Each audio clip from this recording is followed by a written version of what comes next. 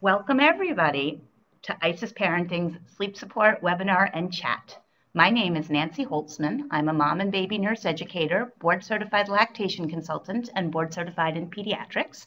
I'm here sitting in IsisParenting's home office outside of Boston, Massachusetts, and we have 4 centers in the greater Boston area. We have 4 centers in the Atlanta area in Georgia, and then we have 5 centers that we just opened in the Dallas-Fort Worth area of Texas. So a special shout out to my friend Lexi, who I got to meet with her beautiful twin boys when I was visiting Texas last month.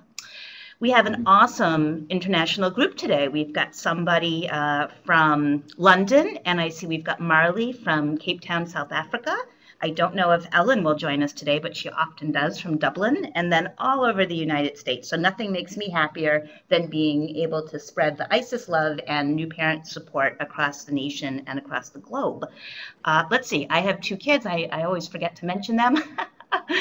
But I have 2 kids. They're older teenagers. My daughter graduated high school and is working this summer before starting college, and my son is 16. I live outside of Boston, Massachusetts, and with me today, as she is every Tuesday at 12 noon, if I can wrangle her in front of the computer, is my friend and colleague, Megan Casano. Meg is also a nurse. She is our sleep team co-leader and has many, many years of expertise working with infant and toddler sleep, and she is the mom of 4 beautiful daughters. So Meg, would you like to get started this week?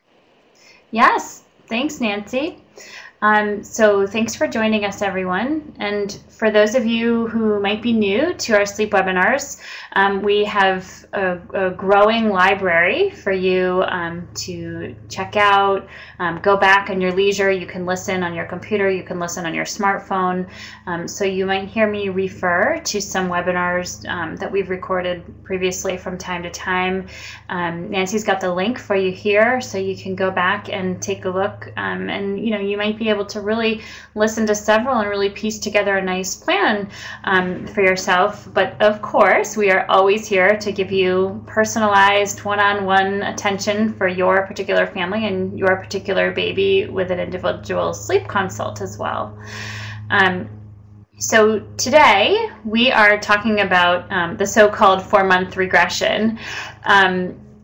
I say so-called. I truly believe that it exists. I mean, in my experience with working with thousands of families, there is absolutely sleep regression that occurs, whether it's a scientifically proven fact. I think is another thing.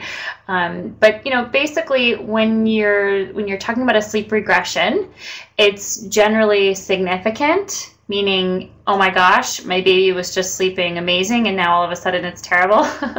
And it's often sudden too. And often, you want to take a look and sort of ask yourself, well, did you just travel? Did your baby have an illness? Did you start a new life transition or change? Did your baby just cut a big tooth? So, there are certainly things that could cause sleep regression for a night, even a few nights. But if you really can't put your finger on anything that's, that could be the reason, that's what we sort of call sleep regression. 4 months of age, 4 to 4.5 months is the most common time that we work with families in a sleep consult, who are saying, oh my gosh, it was going so well and things just totally tanked. And so that's what we sort of call, the 4-month sleep regression, but it certainly could happen at 5 months, 6 months, occasionally even older. And again, it's a significant, often sudden change in sleep habits, definitely for the worse, meaning you're waking up a lot more frequently than you were. And this is where, I always kind of laugh, for parents, I laugh to myself. I don't laugh out loud, of course, for parents who have, 7-weekers, 9-weekers, 12-weekers, and they say, oh my gosh, my baby is awesome. I swaddle her up, I feed her and nurse her, and she sleeps like 9 hours by herself in her crib. And I'm always sort of saying to myself, let's see how that baby's sleeping when they're 4 months or 5 months or 6 months. That's when you know if your baby's really a rock star sleeper, because those, in those first few months, babies tend to sort of go with the flow a little more. And then as you get to more like the 4-month mark, 5 month mark, your baby has this new awareness of environment, surroundings, what he's getting, what he's not getting, what he wants to be getting. And so typically when you start to see the regression, the sleep regression pop up, it's going to typically be the result of a parent-led sleep association, which means that, you know, at 9 weeks or 10 weeks or 11 weeks, you are probably able to swaddle your baby, rock, nurse, hold, or soothe your baby even fully to sleep, sort of transfer her into the crib, and she slept a long time. But as your baby gets a bit older, has a new awareness of when she's waking between sleep cycles, which is normal. Your baby will wake from time to time in the night between different sleep cycles. Now, as your baby's older and has that awareness, she looks to repeat that sleep association. Okay, where's mom? Where's the breast? Where's the bottle? Where's the ball? Where's daddy? And so you start to get these more full arousals. And that is, you know, that's where the regression comes in, that your baby's asking you, calling you, come help me get back to sleep. And depending on the time of night, you know, typically the first part of the night is more consolidated sleep. It's deeper sleep. It's easier sleep for your baby.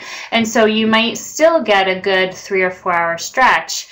But the last part of the night, your baby at nighttime is having sleep cycles that are about 60 to 90 minutes long. So you may actually get into a habit, a pattern of your baby actually waking and calling for you every 60 to 90 minutes, which is not going to be sustainable for you. So you are, you know, as you're thinking about the sleep regression, you want to remember that it often occurs with other sort of confounding factors, like, you know, it's your baby started rolling, and so it's time for her to move out of a swaddle. Maybe you're thinking about moving your baby into her own room, which often happens around 4 months old. Maybe your baby starts rolling, also often happens between 4 and 6 months old. Maybe thinking of moving from a co-sleeper or bassinet into a crib. Maybe you're returning to work and it's time for your baby to be reducing some nighttime feedings. Maybe if you've been feeding on demand many times a night, maybe you're thinking about sort of reducing some of those. So you might have a lot of other things going on during the time that you're managing a sleep regression, which is totally normal and can feel overwhelming, but it doesn't have to be. You know, we kind of peel back the layers all the time and help parents sort of, okay, what are we going to work on first? What comes next? What can we do at the same time? These are things that we often do in a sleep consult. Okay, so if you have sort of examined your situation and you've said, okay, I don't think this is about a major, you know, it's not about travel, it's not about illness, it's not about teething, it's not about something that I think we're going to get back on track from. It seems like it's a sleep regression. Then you want to say, okay, time to make a change. First thing you always want to do is revisit your basics. And you're thinking about things like, what's the appropriate schedule for my baby? A 4-month-old will be on a different schedule than a 6-month-old. A lot of things change pretty rapidly in the 4 to 6 month age range. So be sure to check out webinars on what sleep pattern your baby should be on for her age. You might also want to check out some of our napping webinars that we have tips on soothing, extending naps in the crib, because of course, whenever you're going to make a change with your baby in the overnight, ask her to do something different, try something in a new way, improve and consolidate sleep, you do want to make sure that your baby's daytime sleep is staying intact. And that's actually sometimes reassuring to parents to know that as you're working on a change at night with your baby, you can continue to do the things you've been doing during the day, like soothing, you know, nursing to sleep, rocking your baby to sleep, holding, going for a walk in a stroller. As long as it's safe, go ahead and do it to continue to keep your baby well rested during the day. Because of baby's ability to compartmentalize day sleep from night sleep, that works. And if you have a young baby, 4 months or so, and you're going through the regression, your baby might not be old enough to have a really predictable schedule at the age that they are right now. So you are just doing the things that you can to keep your baby rested during the day so that you can successfully make a change at night. When you're taking a look at, why is my sleep regression occurring, you're sort of also double checking, well, is it anything environmental? So go back to the basics for your environment. It's got to be dark for times of sleep. It's cool. It's quiet. We love white noise. We love cool mist humidifiers. You're really doing everything you can to create the most ideal sleep environment for your baby. So when you ask her to make some improvements, she's got all the tools she needs to do it. Take a look at your bedtime routine. Is there anything now that you're thinking of making a change? Is there anything that you'd like to change? You might check out these bedtime routine webinars.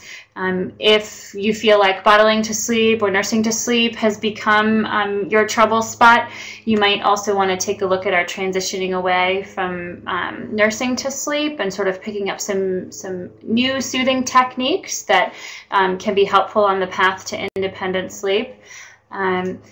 And then how to make a change when it comes time and your baby is at least 4 months from due date.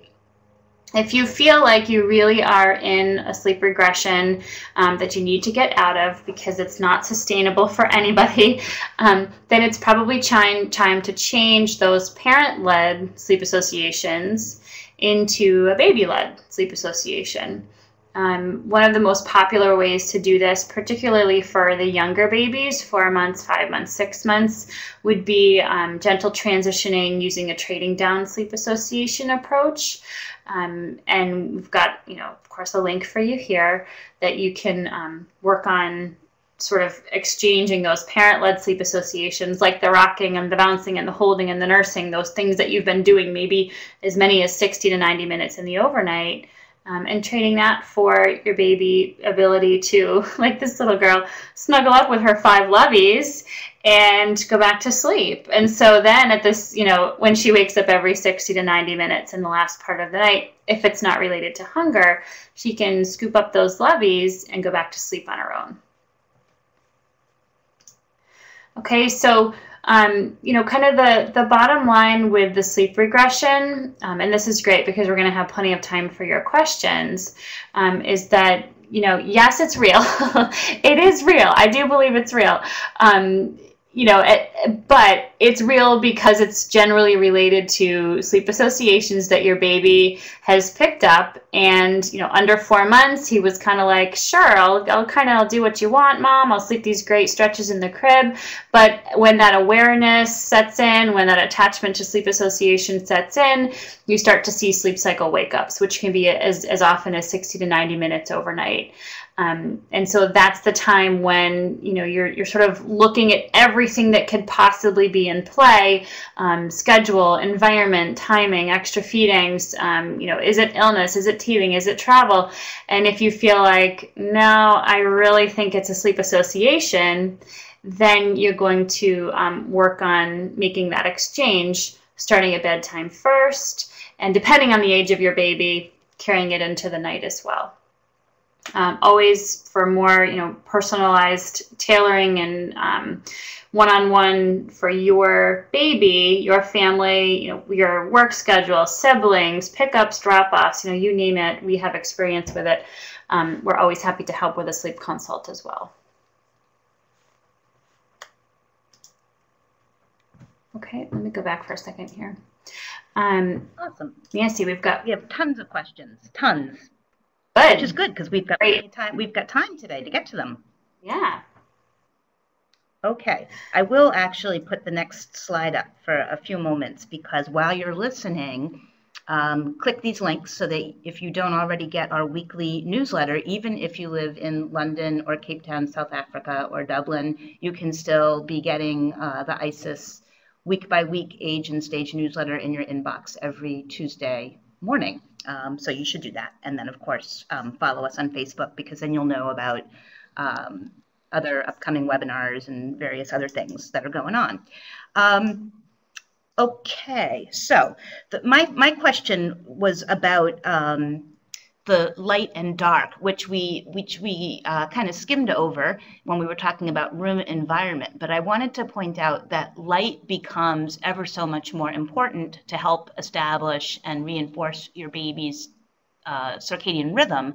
Starting around 4, 5, and 6 months, it becomes more important. So where your younger baby may have been a little bit less concerned about the environment, your older baby, it may matter. So a baby who maybe didn't wake up at 5 o'clock in the morning when she was 2 or 3 months old may start waking up much earlier if there's light filtering in through the blinds. Meg, can you add any more insight in terms of how light plays an important role in, for example, the maintaining darkness or dim light from desired bedtime to desired wake up time and so on? Yeah, you're right. Around the time the circadian rhythm is developing, which is generally around 3 months, a little bit sooner for the bedtime in some babies, your baby's exposure to darkness for the overnight is very important. And so a lot of parents will say, well, yeah, but my baby goes to bed at bedtime fine, even though my room is pretty light. So, I figure it's the same in the morning. What's the difference? It's still the sleep pressure, the sleep drive at bedtime. That's how sleepy your baby is. That's the strongest of the day when it comes to going to bed. And so the sleep pressure can overcome some sort of subpar environmental conditions, like maybe your room is too bright. But in the morning, when your baby's sleep pressure is wearing off, your baby's doing more REM sleep cycles, which is basically a more difficult type of sleep for your baby to maintain. If the room is bright and your baby opens her eyes, now that's a biological reinforcement of the wake up. It's like saying, okay, it's okay to be up right now. This is good. It's setting the body clock to that earlier time. So, with all the links to the webinars, I could have spent half an hour on any one of those topics. Like what could it be in the morning in terms of the schedule, the environment, the light, the dark, the sound, all of that. So I think it is important, if you're having a sleep regression, that you do go back and take a look at some of those and really examine, like, well, could it be my environment? Am I doing everything I possibly can be doing for success? And if you feel like you are, that's when you say, nope, we're in a regression, and it's really about sleep associations. Mm-hmm. Yep, and I think that here in the United States, where it's now spring and summer, and it's the longest days of the year, the light really does play a factor, and the continuous white noise. Some people may hear us talk about white noise and think, well, I put the sleep sheep on, or we have the radio on as she falls asleep, and so then you listen to some of these webinars and realize that's not what we're talking about. Why the continuous white noise is most important at 3 and 4 a.m. And that's when it needs to be on, and so on. Okay, next question. This is a good one. This little boy is 5 months old and has been waking a lot at night. He also only takes cat naps. Is it best to address him sleeping through the night? Well, that's what she says. Is it best to address him sleeping through the night, and then once that issue is resolved, then tackle the naps, or should it all be addressed at once? And then my comment to tack on, Meg, is let our listening audience know what is the most common age group for sleep consults that we receive. Starting at 5 months, our babies. We call babies our 5 to 15-month-old, but really it's younger than that where we see most of our consults. It's about 5 to 9 months. Yep. So the answer is, especially for a 5-month-old, and so for those of you listening, in general, I would almost always ask you, or anyone on our team would ask you, to fix your nights first. And the reason is that, sometimes when you're working on making a change, sometimes sleep decreases a little bit before it then, kind of comes together. So because of that, you really need to maintain your day sleep. And so if you're trying to fix naps at the same time you're fixing nights, both might drop a little bit initially, and then you've got a really overtired baby. So keep your baby rested and regular as you can during the day, while you're working on a nighttime problem first. That's almost always the way it goes. Some cases are different. But in particular for this baby, because he's only 5 months old, he is probably too young for a really well-established nap schedule at this point anyway. And so even if this mom really wanted to do some type of intervention for the nap time, baby's probably too young yet. We don't recommend starting a nap intervention until at least 5.5 to 6 months from due date, just because you might be sort of trying to ask your baby to do something he's just not ready to do. So go ahead and start your night work first. That's a fair expectation for now, at least in the first half of the night for a 5-month-old, perhaps not for the second half of the night yet. And then your naps, you can piggyback your naps on when your baby's a little bit older.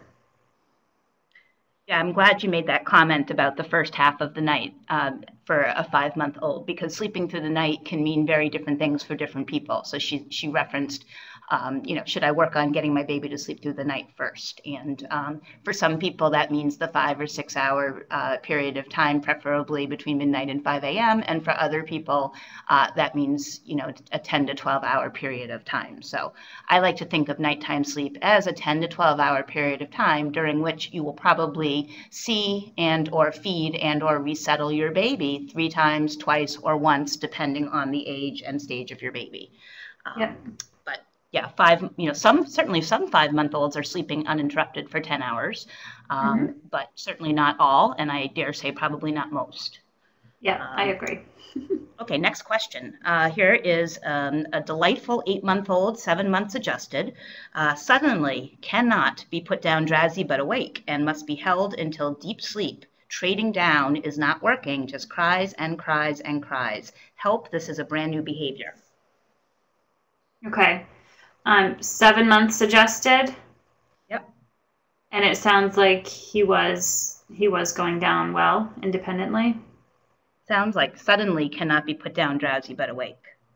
Yeah. So, troubleshooting, there are a lot of things I'm looking at. At 7 months, I would be curious to know if the naps had improved with maturity and if baby was starting to do nice daytime sleep, and perhaps in keeping a third nap at that age, which is very age appropriate.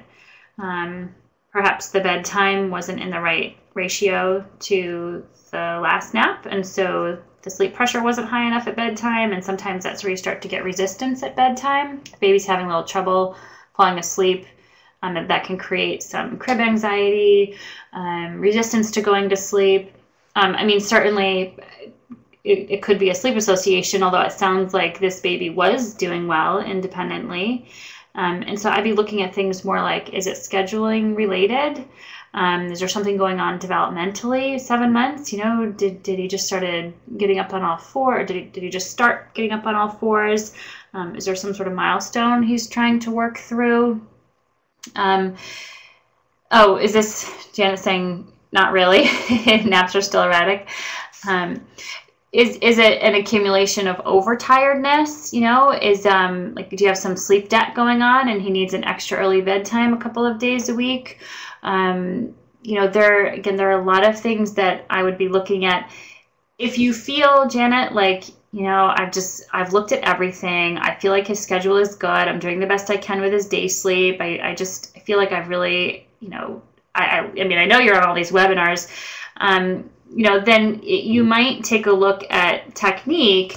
Is the trading down sleep associations at this point a little bit of a temperament mismatch for him, depending on where he's at? Is he having a lot of separation anxiety? Any new life changes going on for him at summertime? I don't know what you guys are doing.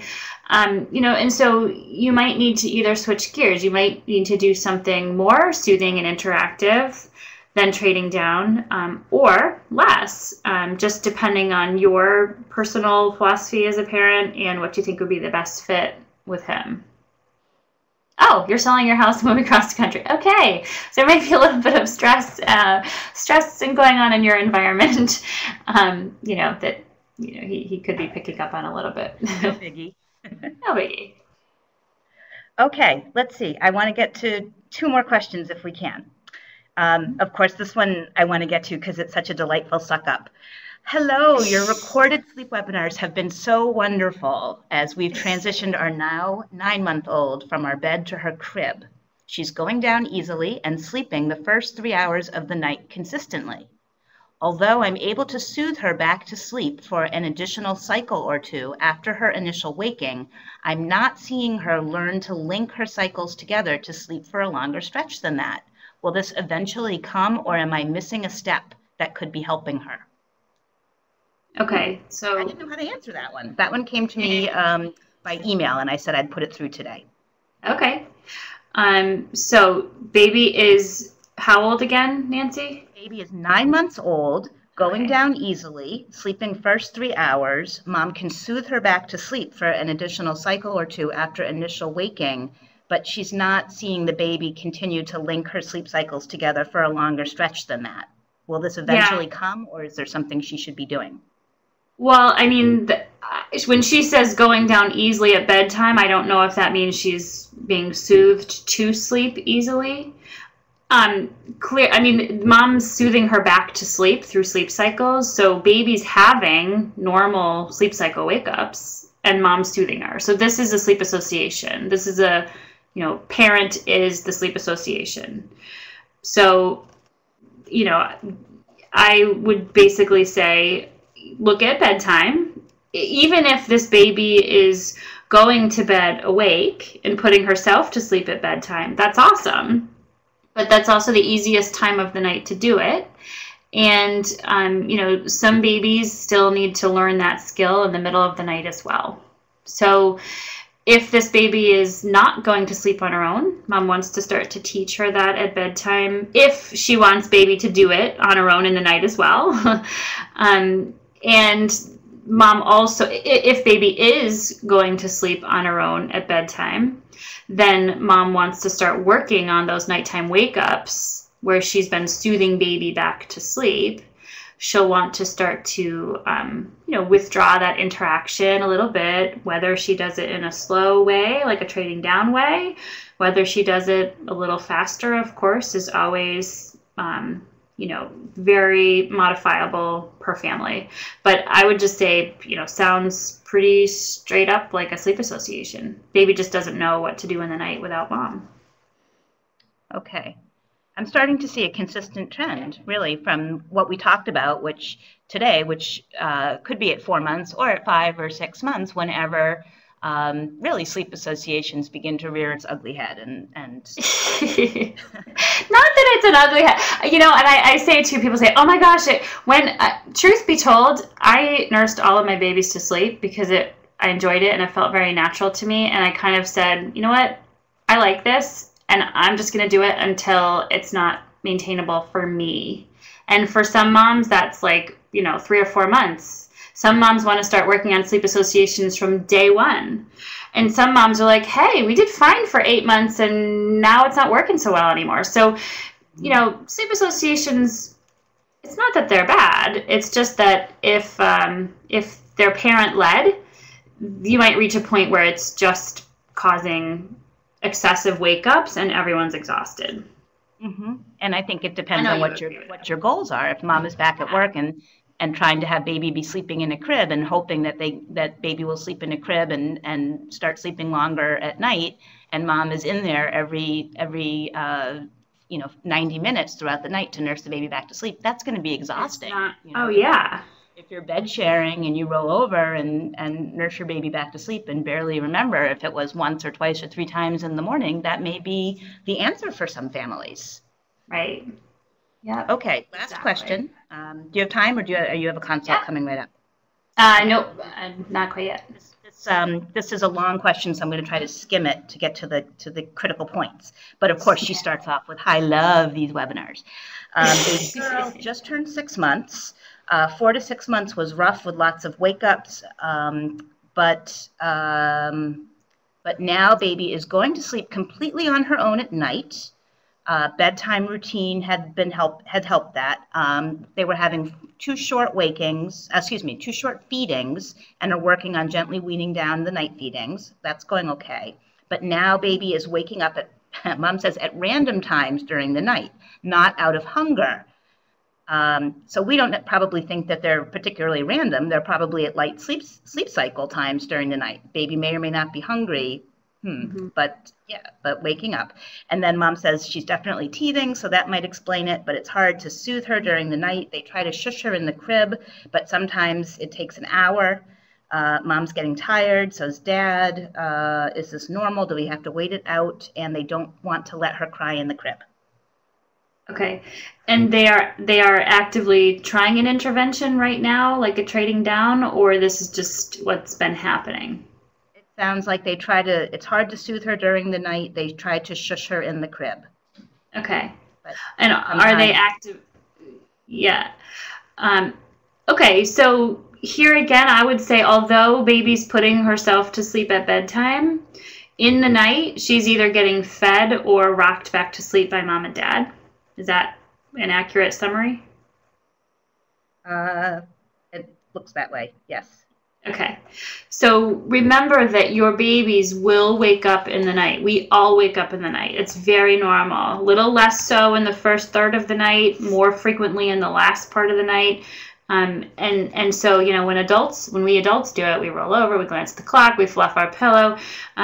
If your baby doesn't know quite what to do, she wakes you and calls you for help.